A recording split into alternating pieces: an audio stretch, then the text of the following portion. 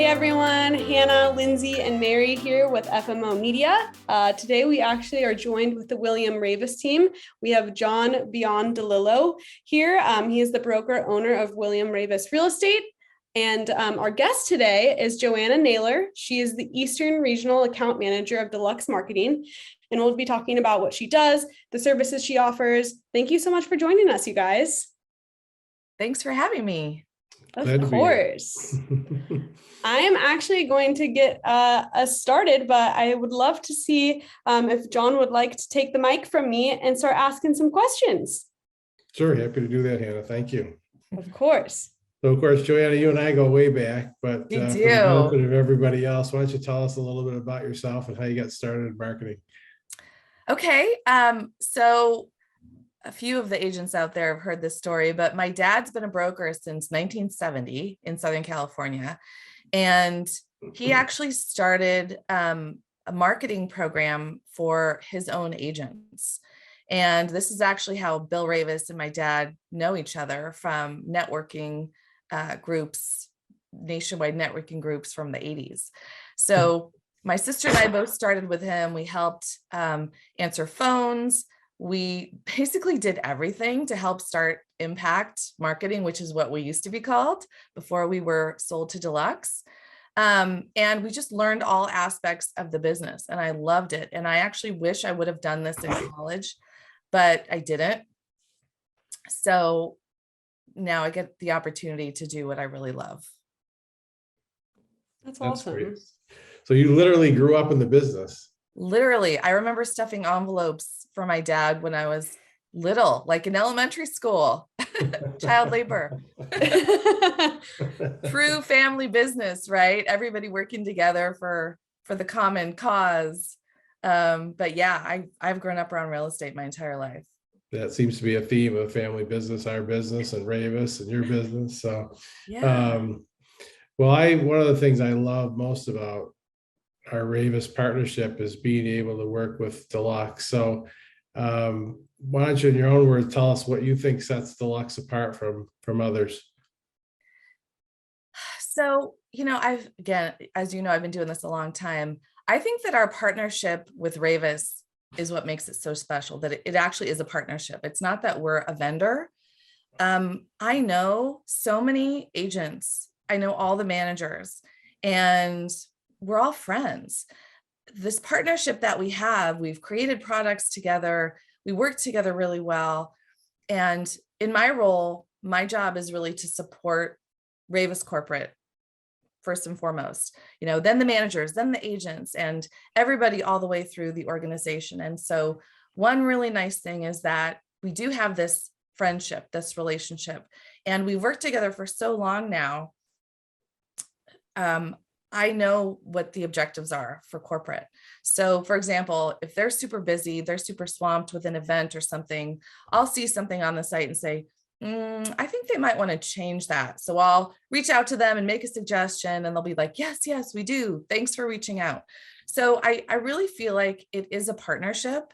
And in fact, one of the programs that we have, which is Prompt, and that's our automatic just listed, just sold program, that was actually created with Bill Raveis working with my dad to provide a product and a service for the agents to make their lives easier, to make it easier for them to market themselves with just listed and just sold and brochures. So I feel like that's probably the best example. And because of that, we were one of the first automated MLS just listed, just sold postcard programs in the country. And that really perfectly illustrates how we work together for this partnership. The first and still the best, as far as I'm concerned. Yes. So that's great. I can see Bill Raveis rolling up his sleeves and working on this stuff side by side with your dad. He still has Definitely. that mentality today, and I love it. So yeah, well, it's that ownership mentality. Obviously, he owns the company, but I do think that for business owners who start from a small business, working above, what was it, the pizza shop in Fairfield, grocery store, starting small and working really hard, and really that's your whole life, building the business, knowing every aspect of the business, I feel like that never goes away. And so whenever there's something important that you want to share with your agents, I really think that with the mindset, you're still thinking it's my core group of agents and I really want to help them grow their business. Even though now it's a multi-billion-dollar corporation, I think that the mindset, the mentality is still the same. And I think that's so important. I think that's one of the things that makes Raveis such an incredible company. Yep, I totally agree. So one of the things that I know our agents enjoy most is the agent marketing suite. So can you talk a little bit about that and how it benefits the agents? Sure. So in addition to the Just Listed, Just Sold program, which has discounts, we have specially curated products that help the agents promote themselves within the Raveis brand. So sometimes I will hear agents say, I only want to promote myself. I don't want to promote Raveis. But why the agents are with Raveis is what helps them be such a strong agent and helps them help their customers. So, there's a big difference between a small little mom and shop real estate company and the power of Raveis behind you. So you've got all of these tools and services, and we offer through Deluxe, we offer those curated products that are Raveis created that only we offer. Raveis pays for email marketing, free emails every single month. Raveis pays for free Instagram marketing. So we have all of these templates that are already created on the website. They're all proprietary. You can make sure when you're ordering from Deluxe that you have the correct logos, the correct disclaimers. You've got hundreds and hundreds and hundreds of templates to choose from. And you can literally go on the website and say, you know what, I'm not really sure what to order this month. I'm going to go take a look. And you can look at 600 plus templates and think, oh, that one is perfect for what I want to accomplish this month. So I think that the integration with Moxie works. We provide free mailing lists with demographic, geographic information. All of this is really key to helping the agents market themselves effectively and also affordably as well. Yeah, I couldn't agree more. And it's really so easy to use that, I can do it. I put together a postcard or a digital email in literally 5 minutes and have it go out and look professional.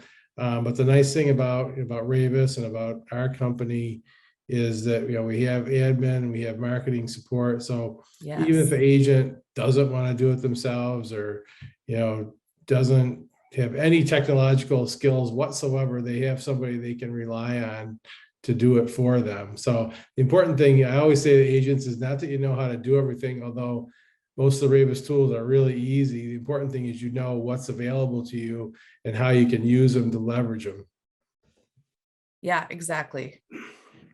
So you've been doing this a while, like I have, Joanna. What's one thing you wish you had known when you began your career? I would say I wish I really understood real estate a little bit more and how I was helping my customers achieve their goals and what those goals were. So I think that when you first start any sort of a job, and I started in my early 20s, you don't really know what you're doing. I didn't even know what a mortgage was. I had no idea. I didn't know what an agent did.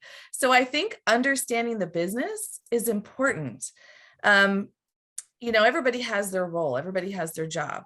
And in my job as supporting the agents and supporting the managers and supporting corporate, I wish I would have had a better idea as to what they were trying to accomplish. And I think it would have helped me get there faster to better support my customers. So that's number one. Number two, I feel like helping to be a coach for the agents is also super important. That's part of my job now, and I do it all day, every day. But back then, I don't think I realized what a privilege it was to be able to talk to the agents and help them in that way. And I wish I had done some more research on goal setting, consistency in marketing, how to best talk to your prospective customers, that kind of a thing. I wish I had been a little bit more prepared, but with a family business, you sort of just hit the ground running and answering the phones and doing tasks instead of sort of taking a step back and thinking it through a little bit more. So that's probably what I wish I had known in the beginning. So, we all have things that go well and don't go well. So what do you think one of the biggest missed opportunities or failures that you've had, and how'd you learn from it? So I would definitely say goal setting. I grew up with great mom and dad who always said, you can do whatever you want to do. And that's great. But when you think in terms of the entire world is open to you, you don't even know where to turn. You don't even know what kind of goals to have. So not having goals was, I think, a huge misstep. I just felt like I was flailing a lot when I first started. And especially going to school, I got my degree in political science. I was definitely going to law school. Yes. Then I'm like, yeah, I don't want to go to school ever again. What a change. Oh my gosh. Well, I took a marketing class in college and I loved it so much. But my dad's like, you're going to get out in 4 years because I'm paying for your 4-year degree. I don't want to pay for 6 years. So he's like, it doesn't matter. Trust me, just get your degree. It doesn't matter what your degree is in, unless you want to be an accountant or something very specific, you can get into marketing. And, obviously he was right. So I think that goal setting is so important. And I realize that now. And one thing that I do think is to adopt the success mindset with those goals, whatever goals you set, with those goals in mind, have a success mindset. And obviously I knew I was doing this podcast. So I thought about who I like to listen to in terms of social psychologists, because I think that's also really important when you're in sales. And I love Brene Brown. I love Mel Robbins. And then someone else who I've come to know through his posts are Adam Grant. He's a social psychologist also. He's out of Wharton. And I really do encourage any agent who is looking to level up, level up, to take a look at their podcasts, at their audiobooks, to look on their posts on LinkedIn. I just think that there are such nuggets of wisdom between these three. I just really, they're life-changing. They truly are. Yeah, that's a good point, because it's one of the things that I often say to agents and people just talking about the business is that, I took business courses and economics courses, and I had a double major. I was political science major too. But I wish I'd taken more psychology courses, because the psychology of a real estate transaction is just incredible. I mean, I've seen the nicest people who never have a meltdown at some point during a transaction go nuts. I mean, it's just the stress of moving and the whole, change situation that everybody loses at one point, and it's important to be able to talk them off the ledge. So I think that's good advice, Joanna. What other advice would you give to someone that wanted to pursue a career in either, real estate or marketing career like yourself? Sort of getting back to what I talked about before, which is understanding the real estate business. I know that some agents start in real estate as part-time because they love working with people, and maybe they're fascinated by home ownership or the transactional side of things. But I would say really understand it first. And excuse me, also understand that there's a lot of hard work involved. But if you have your focus, understand all of the steps that it takes, and then just be consistent with taking those steps on a daily, on a weekly basis, I think that's super important. Also, in terms of doing what I do specifically in working with real estate, I think that understanding the market is also really important. So obviously real estate is very similar everywhere, but the markets are so different. So up in Maine, in Vermont, John, is totally different from Naples, Florida. And even though they're both vacation areas, it's still very, very different. So I think understanding the markets for my customers is also really important, because then I can help tailor my advice. So the other thing that I would recommend is for anybody considering, a job like this, go on LinkedIn, look for marketing directors in real estate, follow them, see what they post, see what they have to say, see what they're sharing, and also see how they're supporting their company objectives. Because, marketing is very similar, but a lot of people are doing it differently. Marketing is a lot of recycling ideas, but the execution can be very different depending on the area, the company, the culture. So I would say definitely look into that and pay attention to some of those nuances. I think that's really key.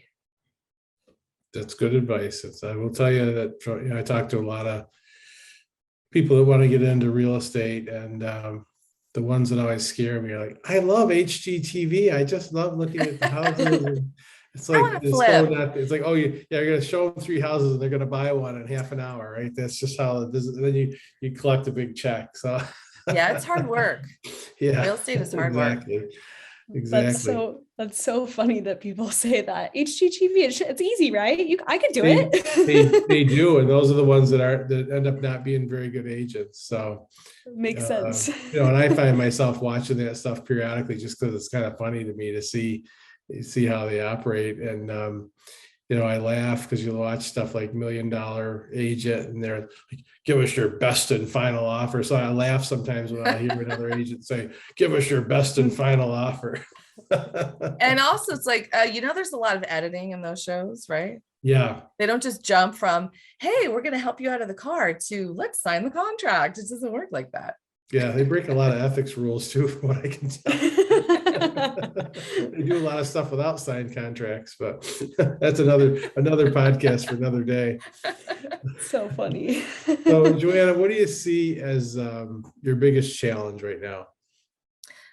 So my biggest challenge right now is honestly helping agents think about what they're doing when they market. So traditionally speaking, in quote unquote normal markets, an agent might send out a just listed postcard in the hopes of potentially finding a buyer, but also getting a listing. Now, and actually probably for the last 10 years, when you send out a just listed postcard, which everybody should be doing, you are not trying to find a buyer. We all know that buyers are knocking down the door to buy the house. So a just listed postcard gives you an opportunity to show you got the listing, and also to make the connection to your sphere of influence. Yes, definitely around the listing or the sale, but to your sphere of influence, so that you can sort of prime them for asking for referrals. Referrals are huge. So if you don't send out a just listed postcard, you're missing a huge opportunity. That for me is my biggest challenge, to help educate the agents. And obviously I want to help them be successful. That's my job. But I need to keep trying to get that information out there, because that's so, so important. Yeah, so let's talk about postcards, because it's really old school, but I can tell you it is among the most effective marketing that we do. And, the typical mistakes that agents make is, oh, I got a listing over here, I'm going to send it out to this neighborhood. Oh, I sold this house over here, I'm going to send it to that neighborhood. And gee, it didn't work. I wonder why. So I always say to them, look, you can write the greatest postcard in the history of man, and if the person's not ready to sell their house, it's not going to make them sell their house. So it's all about consistency over time. And we've talked about this before, and you've helped us fine tune our direct mail program, but it's all about hitting the same households over and over again, at least once a month. And so, the agent goes on that listing appointment, that person's got 1 or 2 postcards. And even if they can't remember your name, they know, oh, well, probably a few weeks I'll get a postcard from that agent, whoever it was, and I'll call them. So we love direct mail. And I think more than ever with, when you open up your mailbox today, there's hardly anything in it. So when you get something in the mail, it really has an impact. I barely get any real estate mail. Well, it's Barely funny because there's a any. few agents in my area that are doing it. Obviously, don't look at their list because I get them. Like, oh yeah, I'm going to list my house with you. And that's one of the things I really like about Deluxe is the mailing list that you guys come up with, and they're so can be really literally granular down to 2 lots on a lakefront if you want. The features are drawing on the map, and then you've got all the demographic data from the U.S. Census Bureau that you can pick from. I mean, it's mind-boggling sometimes to call it down to a manageable, affordable number. So we love that product. Yeah, the feature I really like the best, I think, is the street search, and there's a length of residency select there. So you can target people who've been in their homes for 20 plus years. And we also have, so for your area, John, we also have absentee owner data. So if the agent isn't able to get that data somewhere else, we can provide that for them. That is 5 cents a record, but still it's a one-time fee, and it ends up being like $10 for the list. You can use it as many times as you want, and you get the mailing list, or the mailing address, I should say, of the homeowner. So that's also good. Yeah, that's critical. I know some of the features that you have that are designed to make sure that things are deliverable. I was training a new admin person one time, or actually I should say not training her, because we got a stack of about 50 postcards back that got returned. And I'm like, oh, well, didn't you do this? Well, no, you didn't tell me to do that. So go talk to Joanna. She'll straighten you out. So, postcards old school. Nowadays, everyone's talking about digital marketing, and where do you see that going? What impact is it going to have on the real estate industry? So, in my opinion, digital is fantastic. You have to do digital, you have to do social, you just have to, but it still should be part of a broader campaign. So speaking just strictly about digital, I've seen some really great digital marketing, some social on Instagram, for example, excuse me, on Facebook, where the agent is engaging with their followers or their friends like a person, not like an agent, all the time. So there should be a good mix of providing real estate information and also, showing a picture of the agent with the school hat on at the football game, or volunteering at the animal shelter, or, talking about which bakery they like the best in town. So showing that the agent is part of the community, I think, is really huge. And I think that social is a fabulous way to do that. I think that engagement is number one. That's what you want. You want people to like you. Real estate hasn't changed. People buy from people they know, like, and trust, right? So any way that you can do that effectively is going to help your business, even if you don't talk about real estate. There was an agent in one of the Massachusetts offices who became the Facebook administrator for his town's Facebook page. Nobody else had done it. No one else had created one. So he just thought, I'm going to do this myself. He did it. And he never talks about real estate. They just know he's in real estate, and he gets so many referrals just because of this. I just feel like this is such a good example of a way to not specifically ask for business, but get to know so many people and be really involved in the community so that they come to you. That's really, that was a really helpful thing that I heard. So I think digital is important. You have to have it. You have to, one thing I want to mention. I know that there are so many things out there at, different types of ads you can be placing, different types of social, different types of posting mechanisms.